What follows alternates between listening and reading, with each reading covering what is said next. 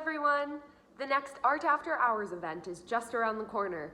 Join us virtually on Thursday, April 15th from 6 to 8 p.m. for Make Your Mark, a celebration of makery.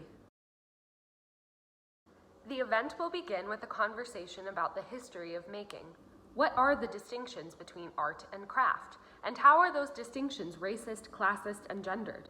After the brief talk, we will hear from student makers featured in the Palmer's virtual exhibition, Penn State Creates. Let's celebrate the makers surrounding us. To learn more about the virtual exhibition and the diverse creativity at Penn State, visit the Palmer's website. Stick around after the presentations by student makers to test your knowledge in a round of trivia about art, craft, and design.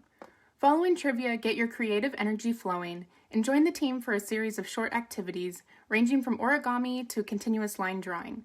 Be sure to have paper, writing utensils, and markers or crayons on hand. Let's make it a date.